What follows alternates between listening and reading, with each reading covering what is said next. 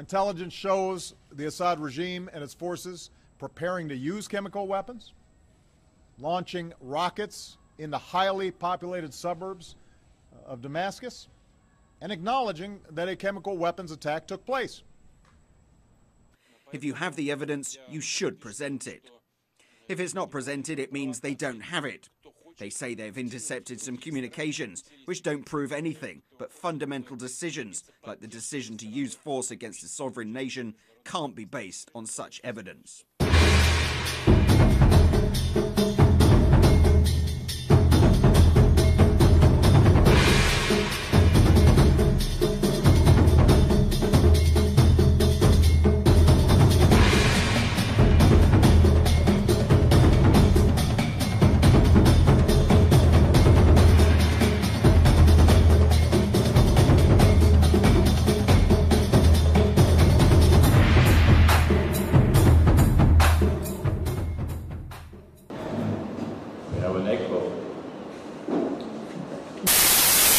Alhamdulillah wa kafa wassalatu wassalamu ala ibadihi alladhina istafa khususan ala afdalihim wa khatamin nabiyyin Muhammadin al-amin wa ala alihi wa sahbihi ajma'in wa ba'd.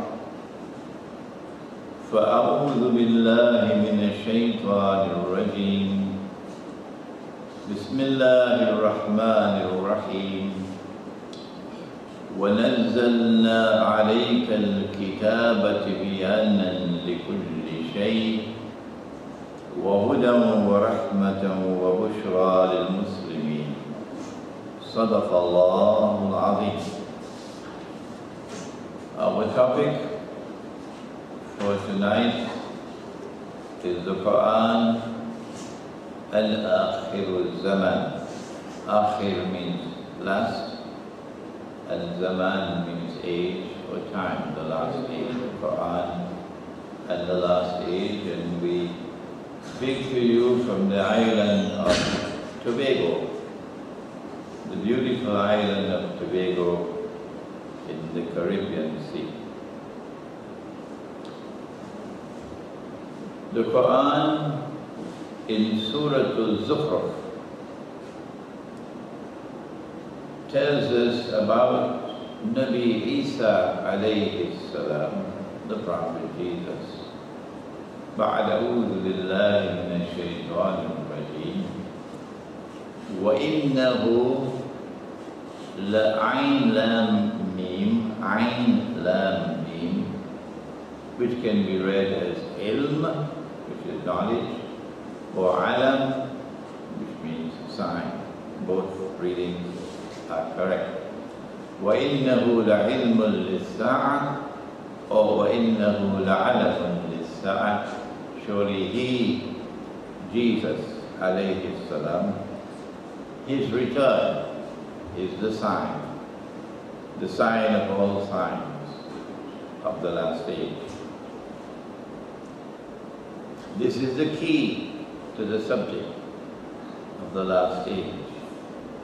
The Qur'an tells us 5 things about that defining moment when they attempted to crucify. Number 1, the Qur'an says they did not kill him. Number 2, the Qur'an says they did not crucify him. What is crucifixion? If you put someone on the cross, or you nail him on a date palm, and when he gives up the ghost, you think he is dead, you take him down, his body, and when you take him down, he picks up his briefcase and he walks away. Has he been crucified? Has he been crucified? No, no, no. Come back. Go back up. You're not as yet crucified. You are crucified when you die. When you experience something called maut. So number one, they did not kill him. Number two, they did not crucify him. Number three, Allah took. Took what? Took what? Wafat. When someone dies, we have to perform Salatul Janazah. And in the Salatul Janazah, there is a dua in which this word is located, Wafat. Allahumma man ahyaytahu minna fahyi al-Islam. وَمَنْ تَوَفَّيْتَهُ مِنَّا فَتَوَفَّهُ عَلَى الْإِيمَانِ. It is taking the soul, taking the soul. So Allah took his soul. That's the honest answer. And then number four, Allah made it appear unto them that he was crucified. But there's only one way that could happen. Is it possible for Allah to take the soul and then send it back? Is that possible? Yes.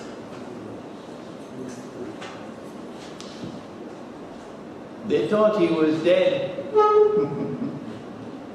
The family.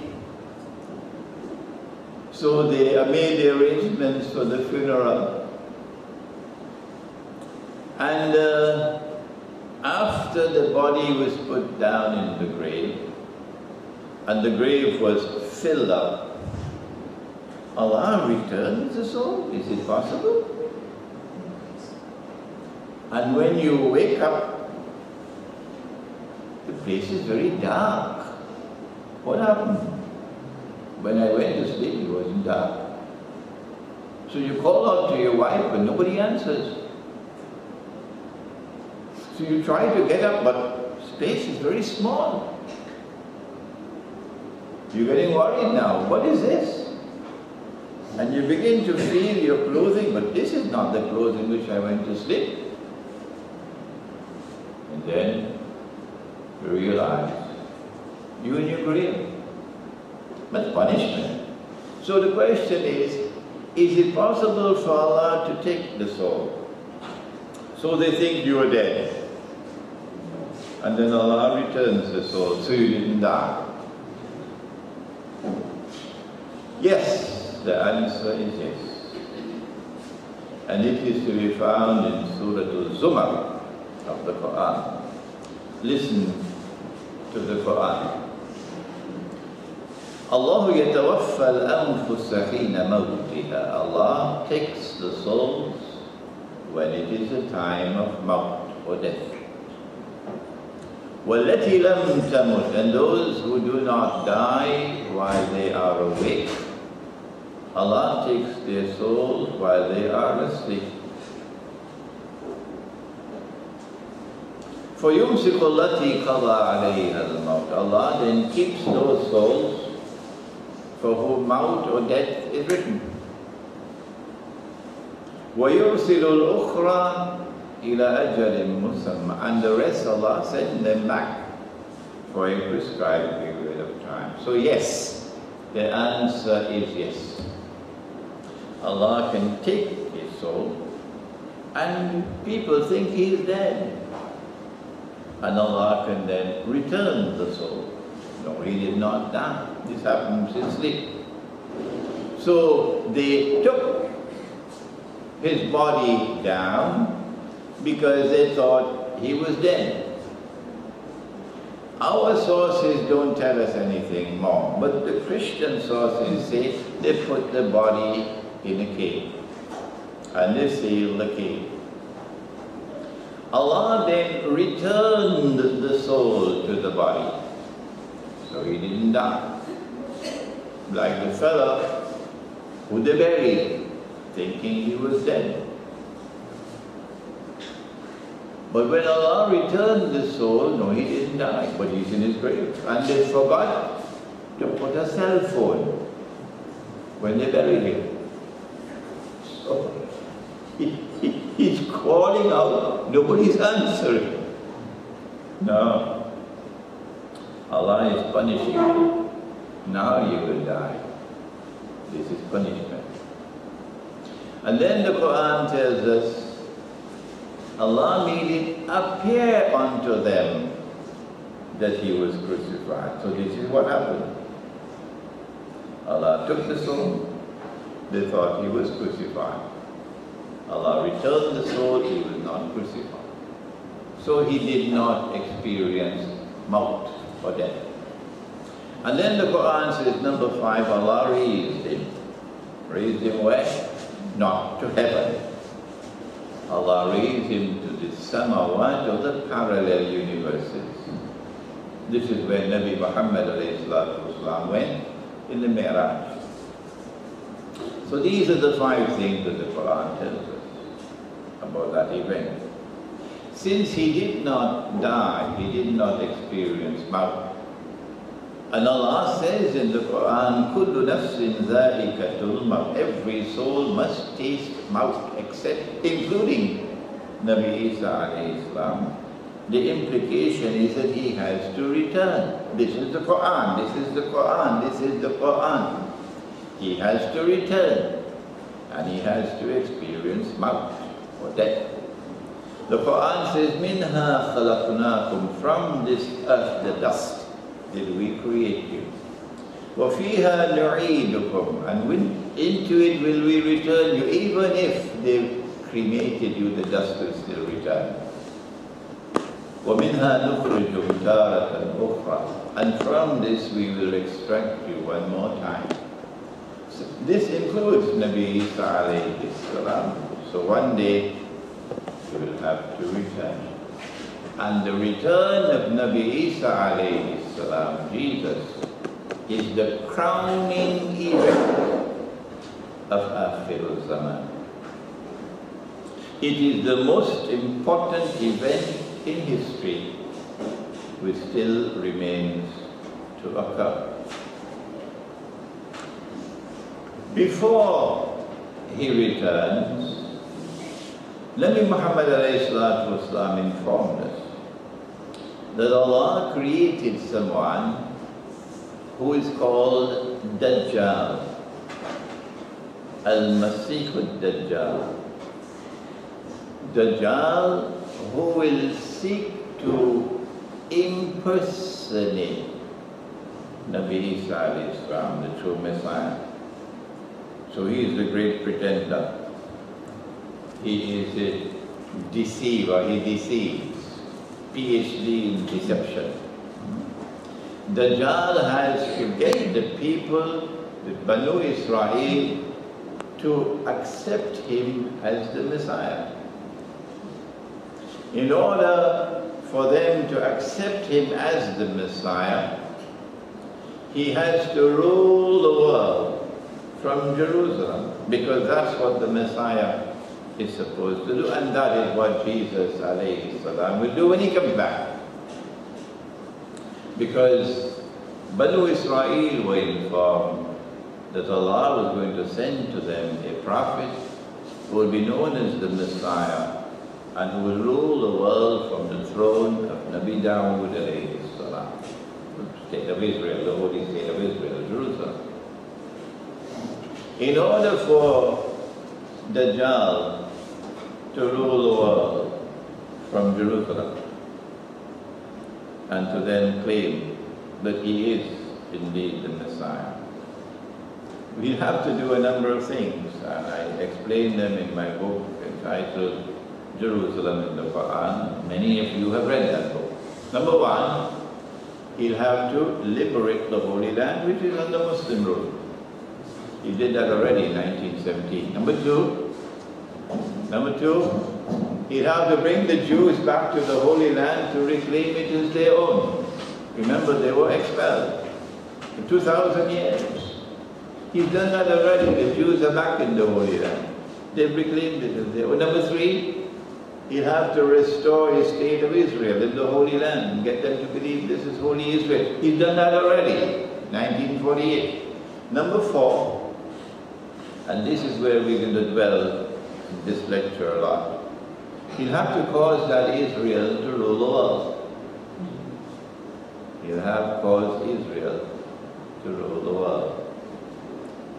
And when Israel is the ruling state in the world, then a man will stand up in Jerusalem.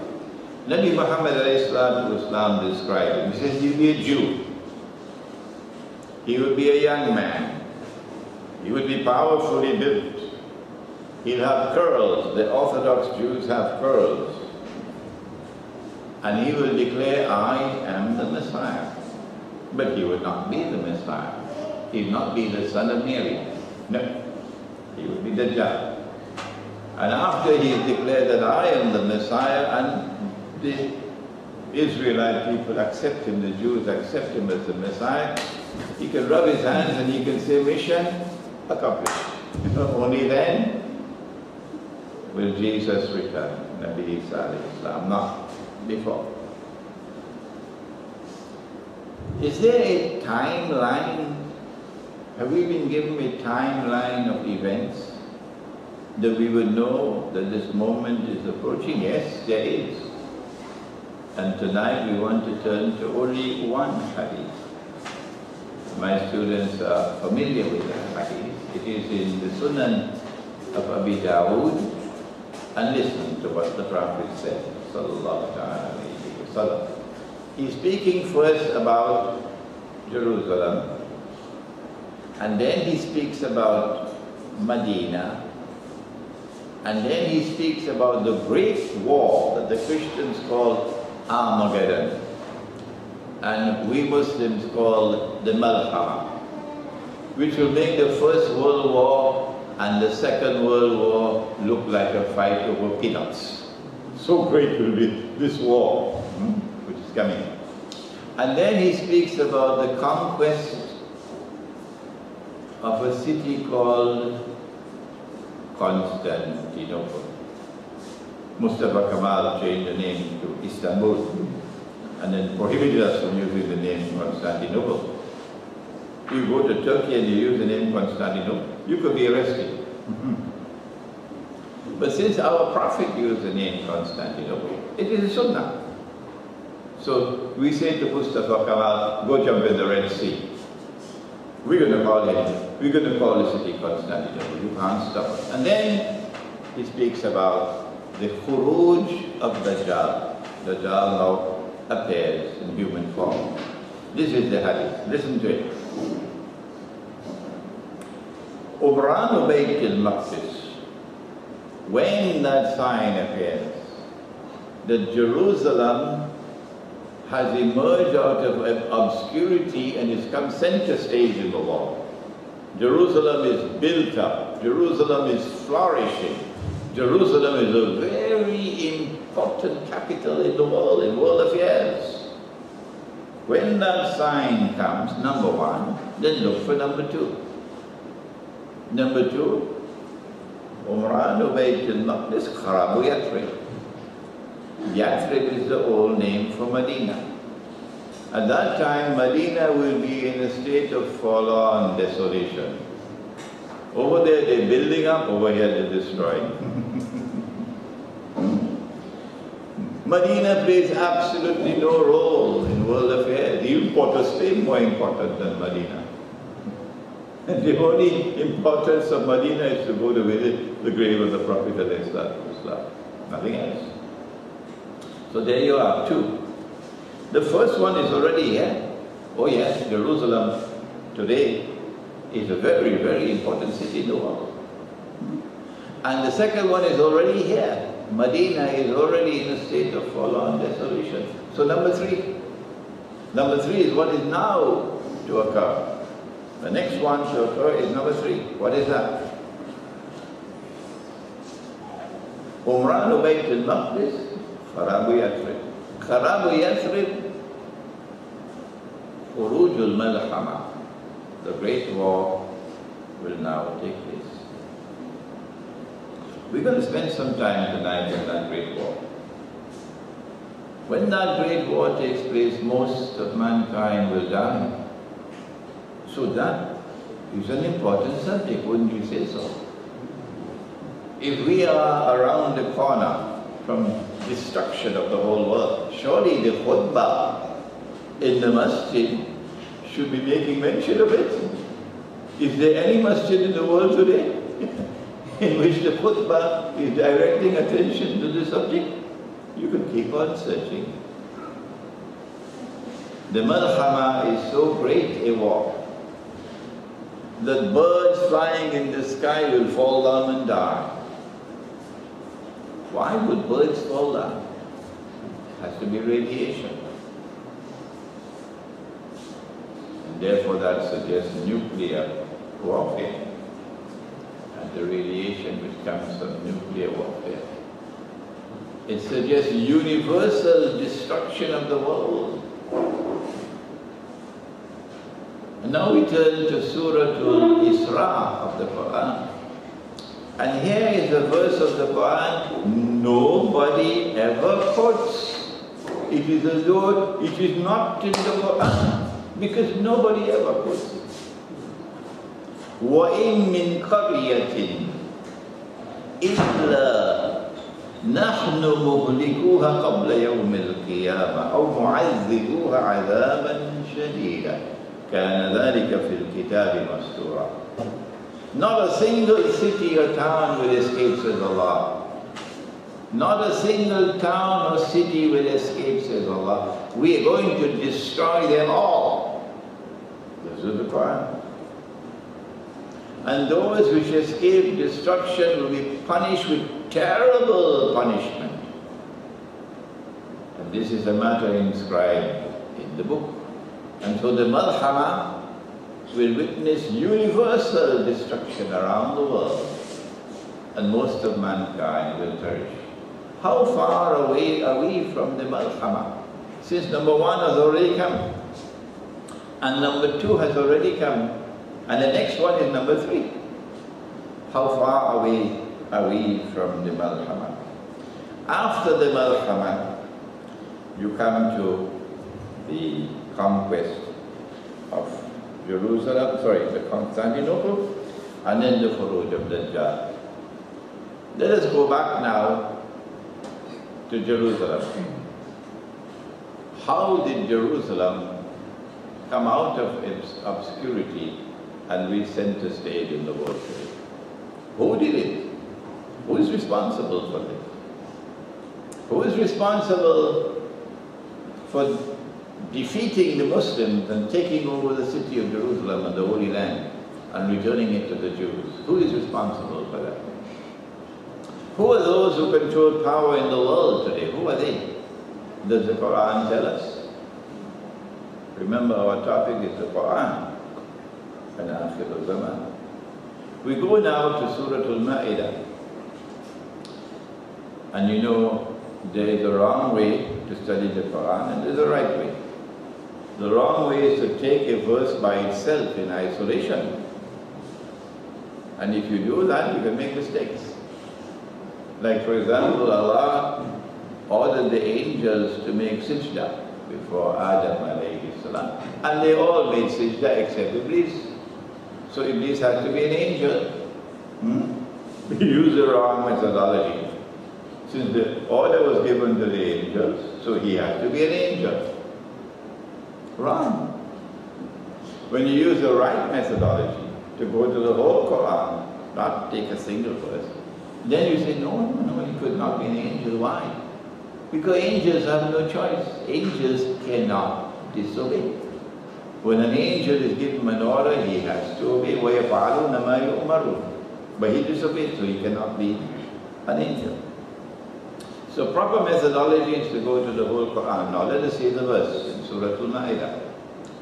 Allah gives a command.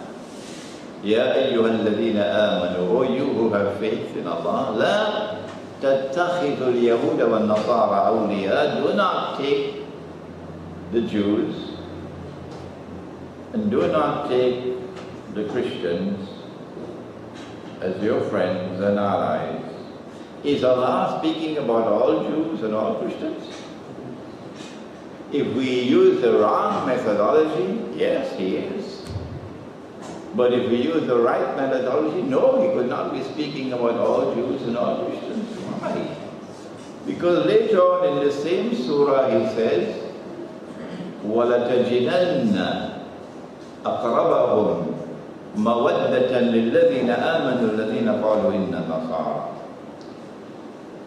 That in time to come you will find, listen carefully, you will find those who have the greatest love and affection for you Muslims will be those who say we are Nasara, Christians. Which Christians? Are they all the same? Oh no, they're not. No, they're not. There is that Christianity which is located in the Qur'an and is called Rum.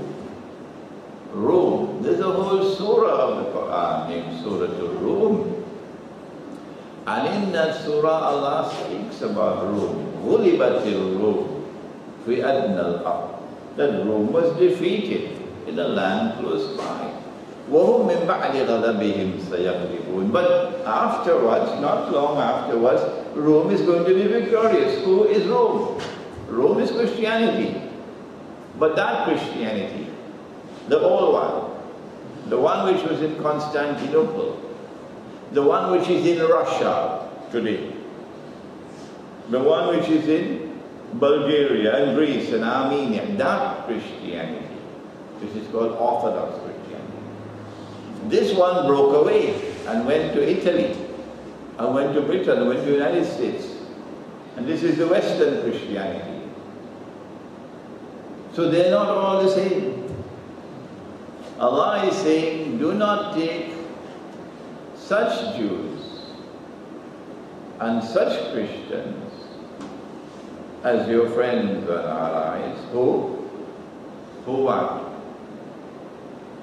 بَعْدُهُمْ أَوْلِيَاءُ بَعْضٍ, who themselves are friends and allies of each other.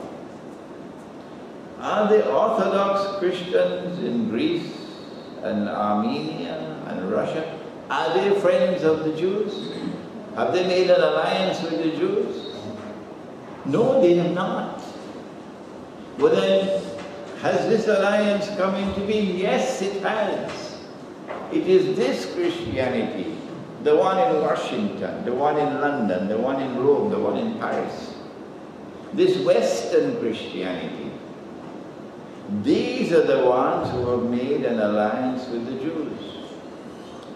And it is a Zionist alliance, a Judeo-Christian Zionist alliance. Imran Hosein is speaking facts in this lecture. And the Qur'an prohibits us from maintaining friendly ties with such Jews and such Christians. They are the ones who caused Jerusalem to reach center stage. They are the ones who defeated the Ottoman Empire and conquered Jerusalem. They are the ones who brought the Jews back to the Holy Land. They are the ones who created the state of Israel.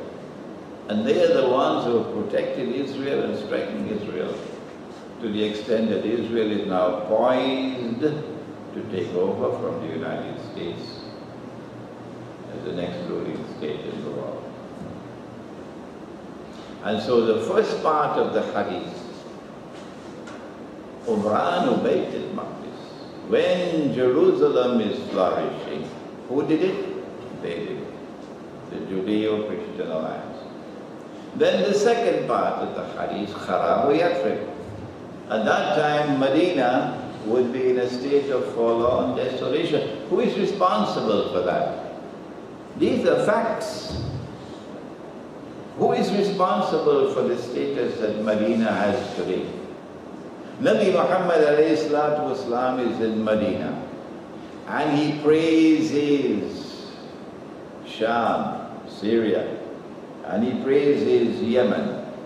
Allahumma barik lana fi Shamina wa Yemenina. And the people ask him, O Messenger of Allah, what about Najd? Arabia is divided into two parts. Hijaz, where you have Mecca and Medina, and the other part is Najd, where you have all the oil, for example. When they asked him about Najd, he said about Najd, from there will come earthquakes and tribulations, and from there you have Qarnu Shaitan. Qarn can mean horn, the horn of Satan. Qarn can mean the age of Satan.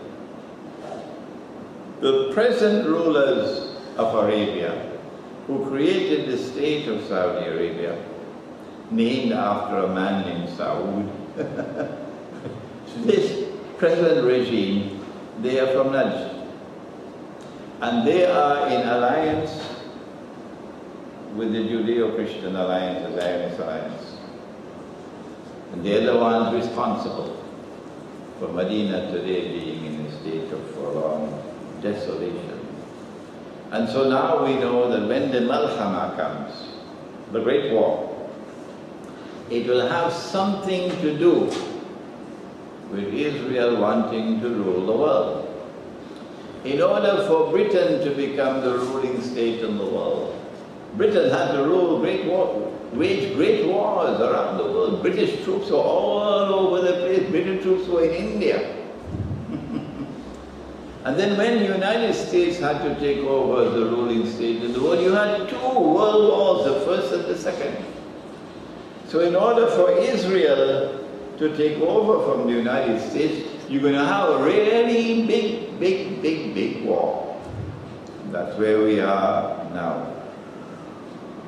The conquest of Constantinople will come after the Malhama. We'll come to that in a moment. How can we conquer Constantinople when it's already a Muslim city? When Constantinople was conquered in the year 1452, I think, by the Ottomans, Sultan Muhammad Fatih. And they ruled over Constantinople, that was where the Khilafah was, for 450 years.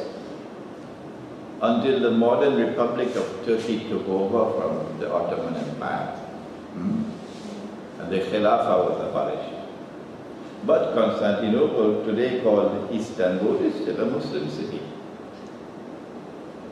So the Turks say that this prophecy about the conquest of Constantinople already took place in 1452. Nabi Muhammad ﷺ praised that army. He said, لَتَفْتَحَنَّ الْقُنْسْتَنْتِنِيَّةِ, you will most certainly conquer Constantinople. وَلَنِعْمَ الْأَمِيرُ آمِرُهَا وَلَنِعْمَ الْجَيْشُ ذَلِكَ الْجَيْشُ. He praised the army and he praised the commander. So the Turkish Muslims took us for a ride by telling us that the commander who was praised by the Prophet is Muhammad Fatih. And that army which conquered Constantinople, that's the one that the Prophet praised, and that conquest of Constantinople has already occurred. Already. But the Malhama has not yet occurred. And the conquest of Constantinople comes after the Malhama. No. The conquest of Constantinople will come. And it will come because Constantinople is controlled by NATO, which is the military arm of the Judeo-Christian Zionist alliance. They control Constantinople. And that control over Constantinople is so important for them, military significance. Why? Because there is a narrow strait of water called the Bosphorus. The Bosphorus. And the Russian fleet, navy, cannot come into the Mediterranean Sea except through the Bosphorus. So if you control the Bosphorus, you control Constantinople, Russian navy cannot enter the Mediterranean. So when the Muslim army conquers Constantinople tomorrow, it will break the back of NATO and liberate Constantinople. And the military significance of that would be that the Russian Navy can now enter into the Mediterranean. In order for that conquest of Constantinople to take place, the Prophet ﷺ said something else. Remember, that alliance is prohibited for us, the Judeo-Christian Zionist alliance. وَمَنْ يَتَوَلَّهُ مِنْكُمْ فَإِنَّهُ مِنْهُمْ. Whosoever from amongst you turn to them with friendship and alliance, the Judeo-Christian Zionist alliance, which is today ruling the world, whichever of you, whoever of you Muslims turn to them with friendship and alliance, Allah says, you now belong to them, you no longer belong to us. وَمَنْ يَتَوَلَّهُ مِنْكُمْ فَإِنَّهُ مِنْهُمْ إِنَّ اللَّهَ لَا يَهْدِي الْقَوْمَ الظَّالِمِينَ. So that's prohibited. But over here, with Rome, he said, you will make an alliance with Rome. Nobody knows about the subject. Nobody teaches the subject. Where are the teachers? That you will make an alliance with Rome. So now we are being told that Rome is Washington. Because all the Sunni governments are all in Washington's pocket. And only the Shia are friends and allies of Russia. So therefore Rome has to be Washington. That is schoolboy scholarship. Rome is Orthodox Christianity. And the leader of the Orthodox Christian world today is Russia.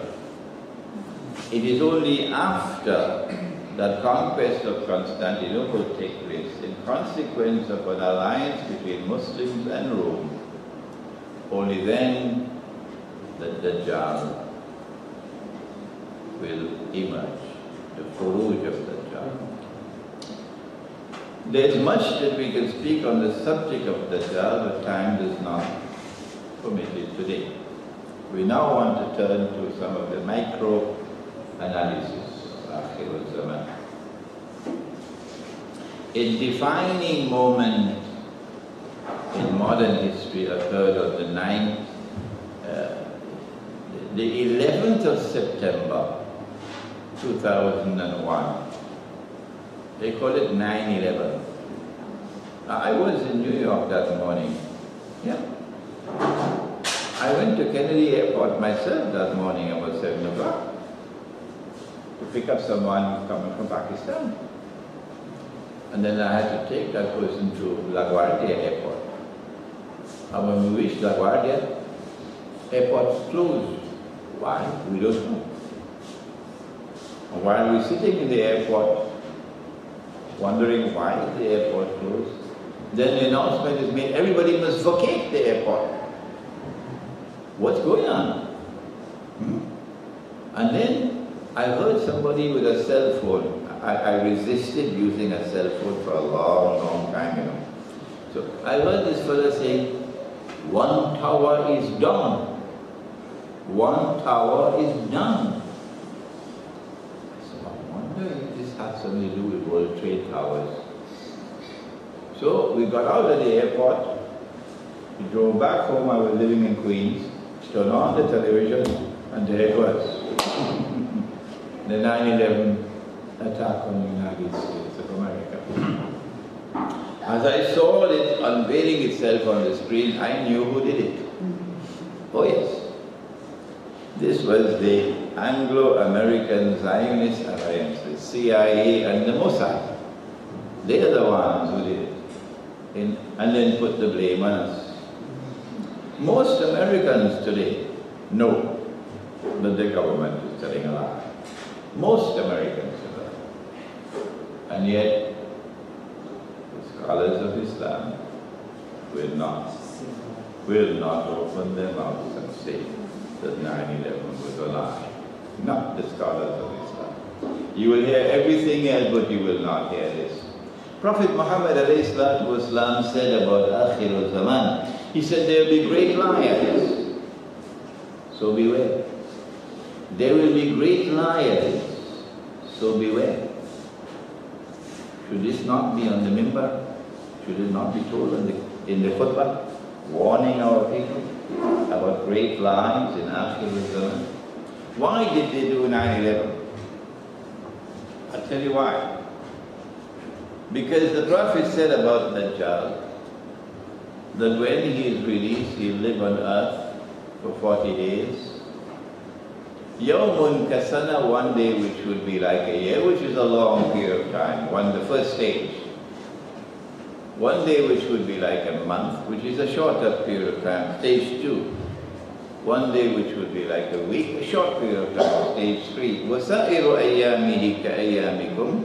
And then finally at the end of his life, all his days will be like your days, meaning he'll be in our world of space and time, so you'll see him as a human being. But when he's released, he's going to be on an island. An island. We don't have time today to give all the arguments and evidence how I came to the conclusion.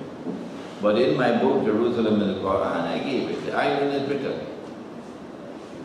And so from Britain he launched his effort to rule the world eventually from Jerusalem. Britain became the ruling state in the world. Now right here in Trinidad, when we were children, we had to learn £1 4.80, £2 9.60, £3 14.40, £4 19.20. You're too young to know that, eh? Yeah? See, you're laughing? This is what we learned at school, because the British sterling pound was the universal currency. We had to sing God Save the Queen. Oh no, sorry, God Save the King, but George. God Save the King. Long live the King. Huh? That nonsense we had to sing. And if you'll excuse me, today we also have to sing some nonsense. A Muslim only pledges his life to Allah. A Muslim doesn't pledge his life to a mango tree. A Muslim doesn't pledge his life to a piece of earth or 2 islands in the Caribbean Sea. This is our native land. We pledge our lives to be. Not me. Who wants to do it could do it. Not me. I pledge my life to Allah, not to any island in the Caribbean. So this was the time we had when Britain became the ruling state of the world. And then came a defining moment when Britain had to cede control to the United States. And the British rule over the world had to be demolished. And that came after the First World War and the Second World War. And we know the exact moment in the Bretton Woods Conference when the sterling pound was demolished in the Bretton Woods Conference and the US dollar took over from the sterling pound. Britain is no longer the ruling state of the world. The final nail in the coffin is there, 1944. So we came to the conclusion when we wrote Jerusalem in the Qur'an that we are now located at that moment in time when a day which is like a month, Pax Britannica was for a long time, a day like a year. Pax Americana was for a shorter period of time, the US dollar ruling, day like a month. But we are now located at that moment in time of transition, when a day like a month is to end and a day like a week is to commence. And Israel is to take over from the United States as the ruling state of the world. And so 15 years ago or more, on the basis of our study of the Qur'an and of the Hadith, we said the US dollar has to collapse, must collapse. We didn't do it on the basis of our study of international monetary economics, because we studied monetary economics. But we did it on the basis of our study of the Qur'an and the Hadith. Nobody else was saying it. 15 years ago or more, that the US dollar must collapse, and the US economy must collapse, and a new monetary system must come to replace it, so that Israel can rule the world. That paper money must disappear. This bogus and fraudulent and utterly haram paper money that we are using today must disappear.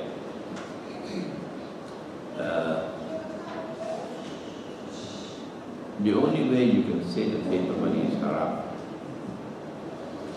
you wouldn't get this information if you study in Darul Uloom. No, because the subject is not taught in the Darul Uloom. But you're using paper money. Is paper money in the Qur'an? No, it's not. Is it in the Sunnah? No, it's not. Well, then how come you say it's haram, halal? The only way you can form a judgment on paper money is if you study international monetary economics. Only then. And then you apply the Sharia to it. Then you can say, as I say, that it is haram. That's why they don't want me to lecture anywhere. They close all the doors of the masjid to me. It is utterly haram. When the paper money disappears, which is tomorrow, then what's going to replace it? Electronic money. Governments will no longer control money. Now bankers will control it. Bankers will rule the world. And who controls the banking system? Yeah, the Zionist Jews and Christians on behalf of Israel. And so Israel is on its way to take control of money. When that US dollar collapses, that's the time when you know that Pax America has ended, Pax Judaica is now commencing. 9/11 was crafted for a number of reasons. One of which was, in order for the great wars to be waged, for Israel to replace the United States, Muslims must not have any weapon with which they can respond to threaten Israel. And one Muslim country has such weapons. Which one? Pakistan. Pakistan has nuclear weapons. And so they had to say it was Osama bin Laden hiding in a cave in Afghanistan who forced the US Air Force to remain on the ground. You know that Nancy story? So that they could send American troops into Afghanistan. They didn't go to Afghanistan because of Afghanistan. No. They went to Afghanistan because the target is Pakistan. To destroy Pakistan's nuclear weapons and nuclear plants and to denuclearize Pakistan. And that attack is still to come. When will it happen? I am surprised it has not happened as yet. The closest they came to it was when they said they attacked some building in Abdabad and they got Osama bin Laden and they killed him. And then they said they threw his body in the sea. And then they said a big fish came and swallowed the body. So sorry, we can't provide the evidence. A big fish swallowed, like you know, what is the name of that prophet? Jonah? So a big fish came and swallowed. This is CIA. They like to make up stories. Eh? When they did that attack on Abdabad and said they had they had killed Osama bin Laden, Pakistan knew this was it. They're now going to attack Pakistan. So the Pakistani Prime Minister flew immediately to Beijing. And the Pakistani President flew immediately to Moscow. Forget Washington now. All the years, the shining Washington shoes, but now they fly to Beijing and to Moscow. The Chinese responded in a way that China never responded before in history. And it stunned the Western world. Stunned them. Like Putin just stunned them a few days ago. When Putin said, if you attack Syria, we will attack Saudi Arabia. They didn't expect that. So China said an attack on Pakistan will be an attack on China. And that's why the attack on Pakistan has not yet taken place. But it's going to happen. Because they cannot allow Muslims to have a weapon with which they can credibly threaten Israel. Not only did 9/11 occur in order to target Pakistan, but also to target the Arabs. After 9/11 occurred, it was war on terrorism. War on terror. Guess who were the people who suffered the most from the war on terror? The Arabs. The Arabs. Arabs couldn't go on holiday anymore to the United States. The Arabs couldn't go anymore to holiday in Paris and in Geneva and so on. Once you're an Arab, you're a terrorist now. And the media is demonizing Arabs and Islam constantly because Osama bin Laden is an Arab, al-Qaeda is Arabs and so on. And the governments which are supporting the Western world is terrorizing the Arabs. In Egypt, you couldn't have a beard. And this went on and went on and went on, inflicting more and more injury on the Arabs, getting them more and more riled up, more and more angry with pent-up rage until they exploded, as it was designed to explode, in what is known as the Arab Spring.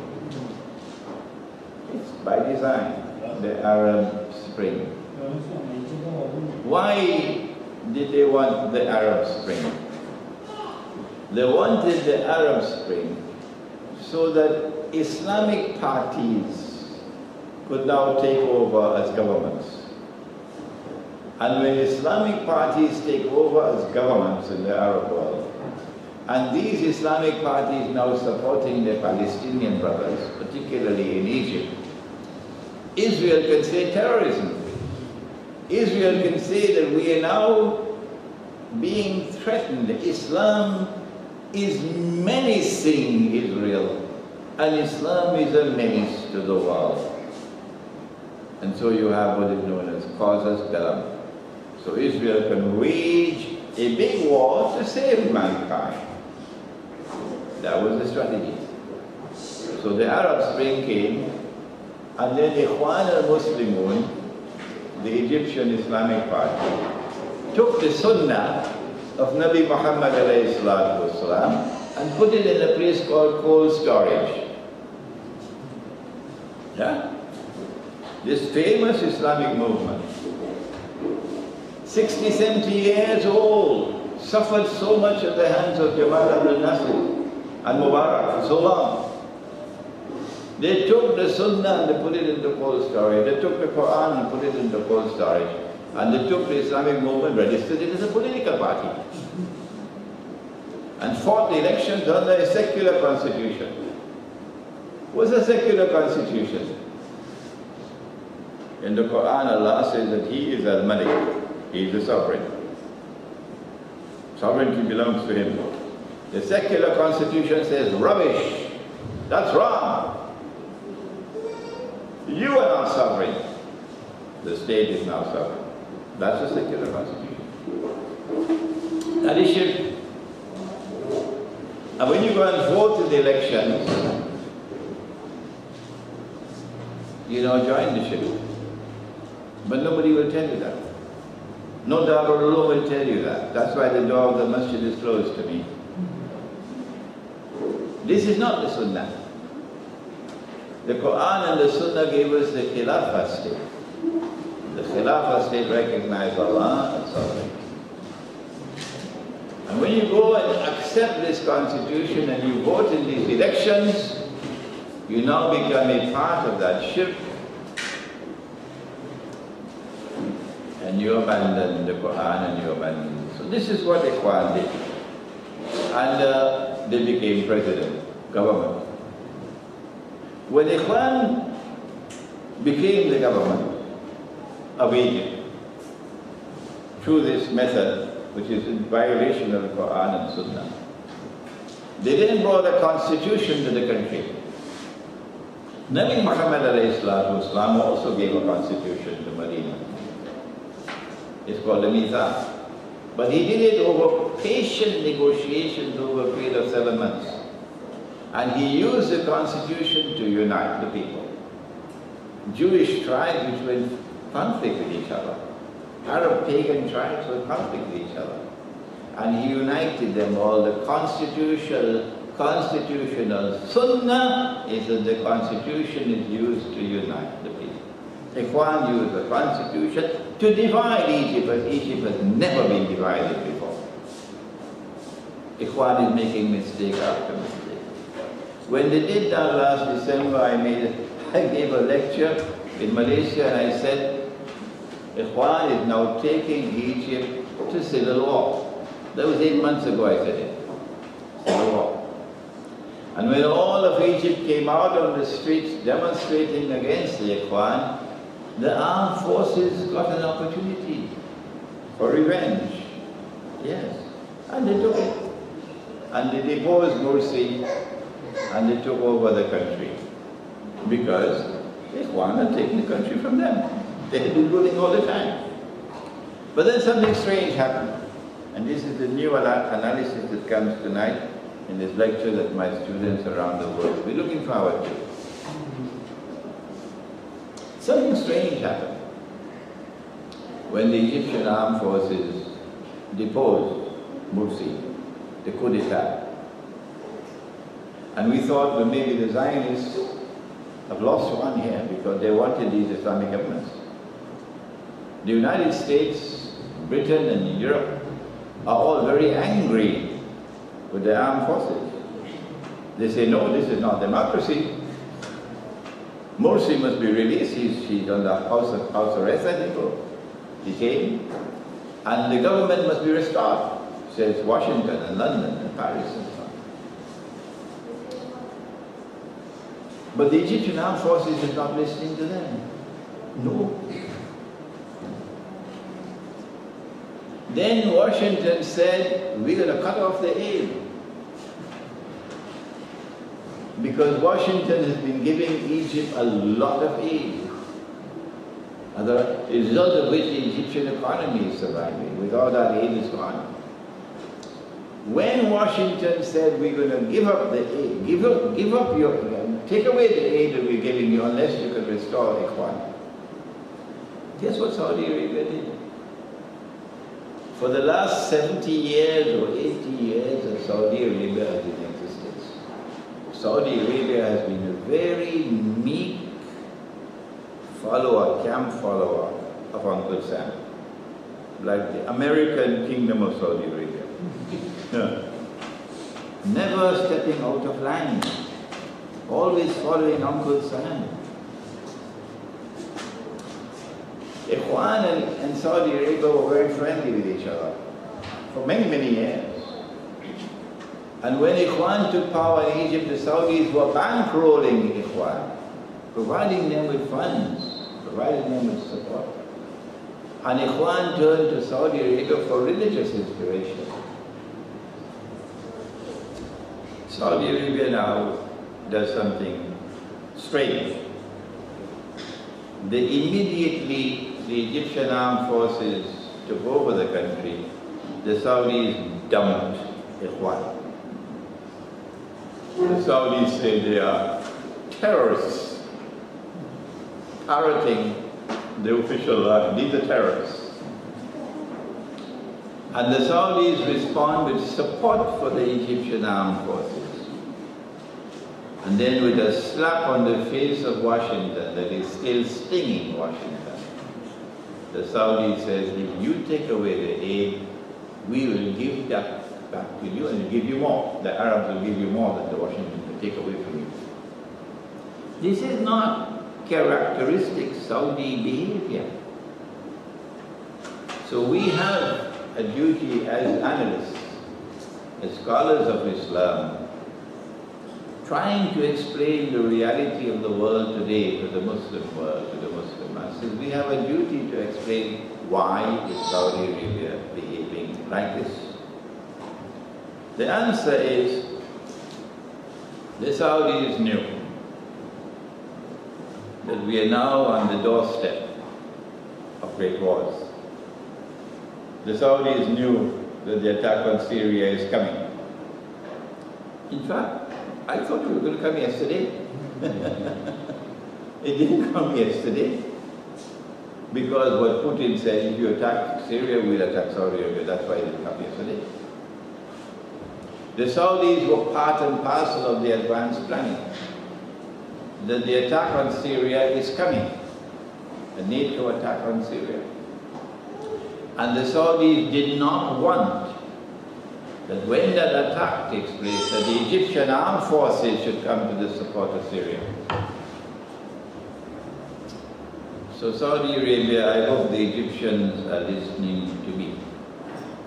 Saudi Arabia has been trying to buy you. Is Egypt up for sale? I hope you heard my question. Is Egypt up for sale? Could the Saudis buy you?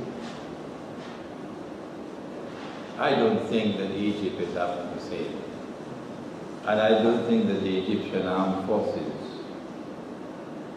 will turn a deaf ear to the Egyptian people.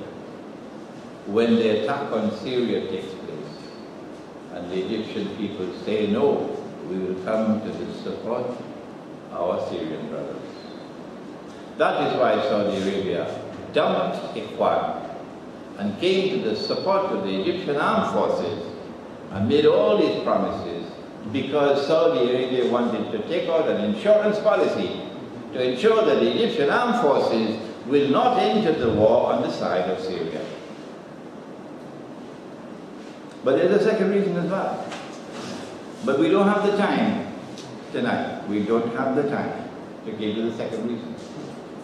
It's going to take too much time. It concerns monetary economics. The Saudis have the United States in the palm of their hand like this.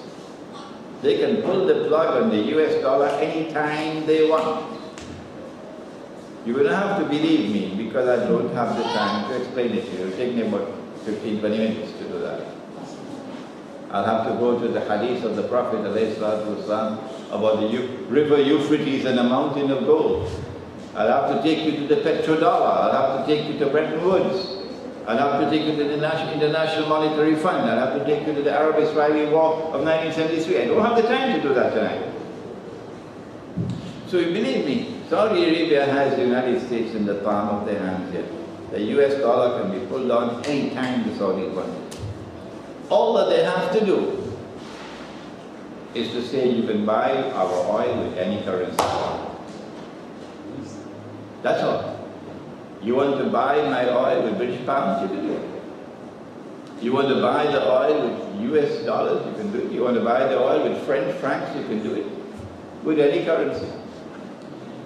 At this time, the law is that you must buy with USD.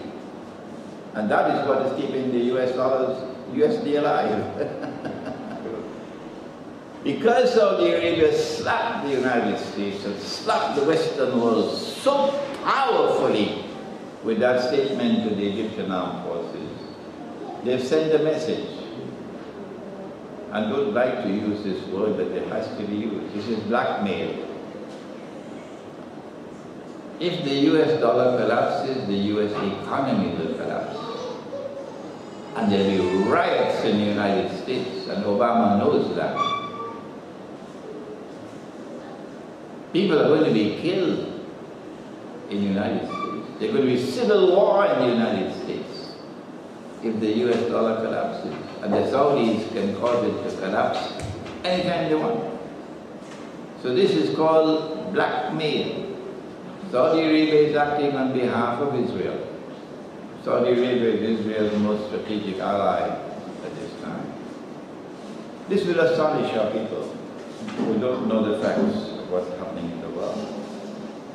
The stage is now set for the United States to begin dancing to the Saudi drum beats. Otherwise the US dollar will be destroyed. How long will this last? Will patriotic Americans stand up and say no? If we have to turn to another currency, let's do it. But we're not going to be held hostage by those who want to threaten the US dollar. We have turned to Pakistan, we've turned to Egypt, and now let's turn to Syria, and we will end.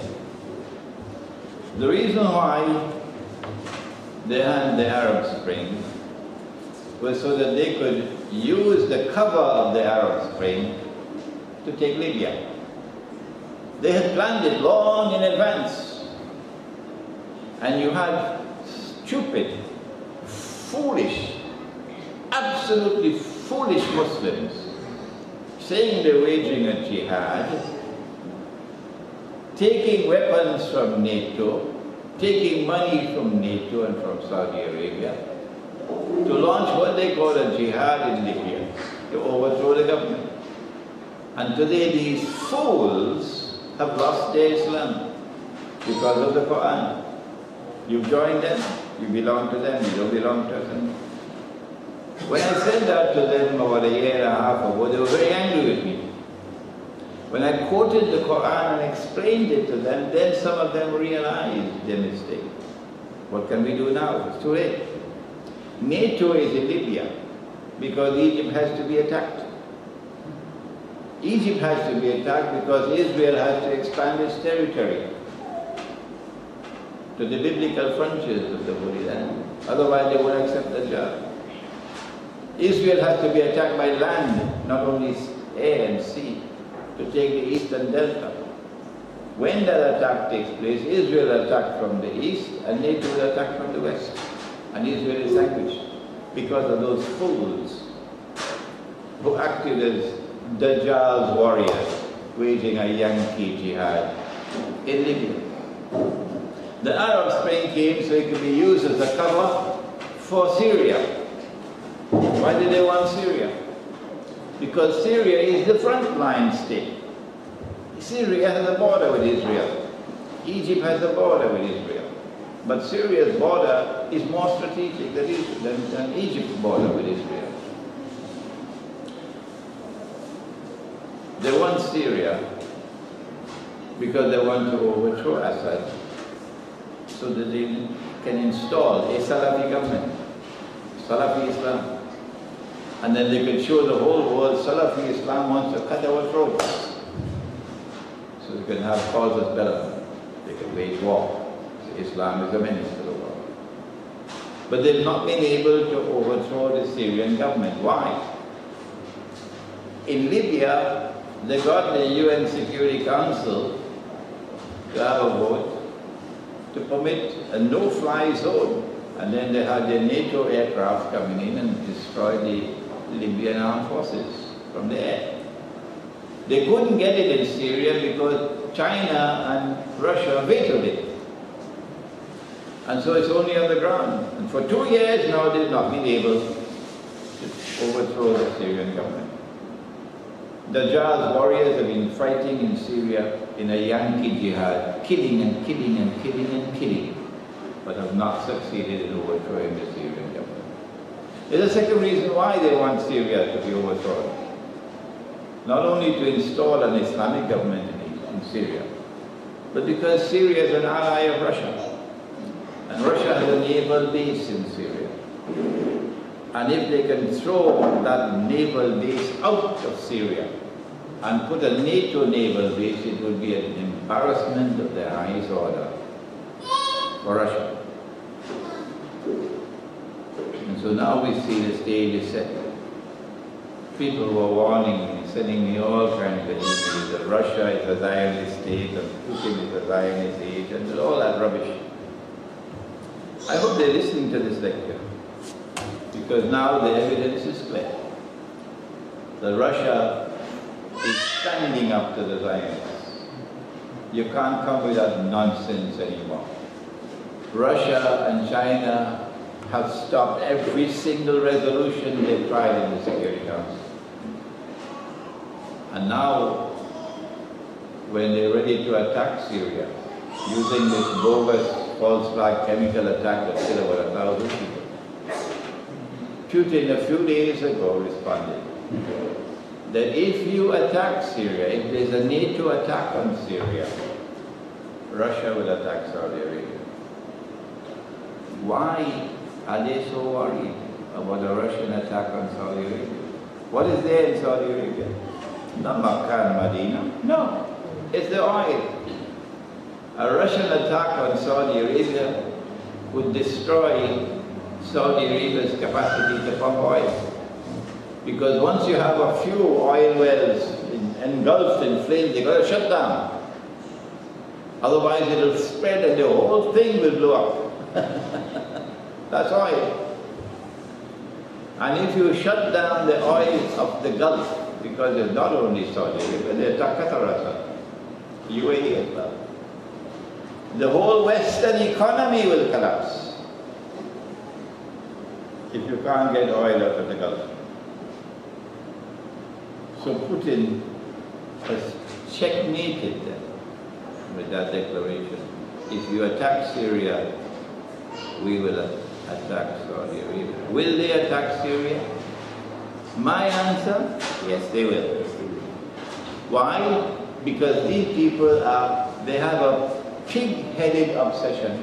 Pig-headed obsession. Give me another minute or two, we'll end. It is a pig-headed obsession. It doesn't matter to them. If there's going to be nuclear war, it doesn't matter to them. If most of mankind is to die, it doesn't matter to them. Israel must rule the world. It's a pig-headed obsession. And that's where we are today. And had it not been for Russia and for Putin, we would already have had the Malhama. But the Malhama is coming soon. The alliance with Russia, therefore, is coming soon. On my way coming to Trinidad on this trip, I stopped in Russia for the first time and gave a lecture at the State University of Moscow in Russia. Had I been a graduate of a Darul Uloom, I don't think the Darul Uloom, this is not a bad talking Darul Uloom. I'm not bad talking Darul Uloom. No, I am not bad talking the Darul Uloom. The Darul Uloom's education, the syllabus of education, the curriculum, the books you are studying, the subjects you are studying, is inadequate to prepare a scholar to be able to respond to the challenges of the modern age. So this is not to bad talking. This is to say you need to change that syllabus, change that curriculum, change that methodology for the acquisition of knowledge in order to produce that Islamic scholarship that will go to the State University of Moscow, which is the highest ranking university in the whole of Russia. And I got a friendly reception. On my right-hand side was Alexander Dugin, who is one of Russia's premier intellectuals, and he was the chairman of the program. And on my left-hand side was one of Russia's most eminent scholars of Christian eschatology. And I got a friendly reception, a respectful reception from Russia. And they were very happy with comments that I made. That when Sultan Muhammad Fatih conquered Constantinople in 1452, he took the greatest cathedral of Rome, Hagia Sophia, which had been functioning as a cathedral for 1,000 years in Constantinople, and shamefully and disgracefully and manifestly sinfully, he transformed it into a masjid, plunging a dagger into the heart of Rome so that the alliance between Muslims and Rome should never take place. That's what the Ottomans did. And it remained a masjid for 450 years until Mustafa Kemal took over, and then he converted it into a museum. So I said to them in Russia, when we conquer Constantinople, inshallah, the first thing that we will do is to return this cathedral to the Christians. This is yours. The second thing we'll do is to apologize to you for what was done. And the third thing that we'll do is to restore the name of the city to Constantinople, because that's the name our Prophet used.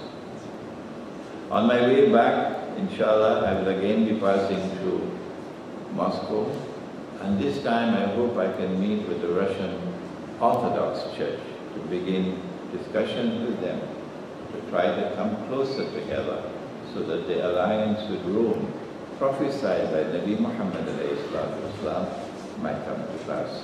ربنا تقبل منا إنك أنت السميع العليم وتب علينا يا مولانا إنك أنت التواب الرحيم برحمتك يا أرحم الراحمين آمين.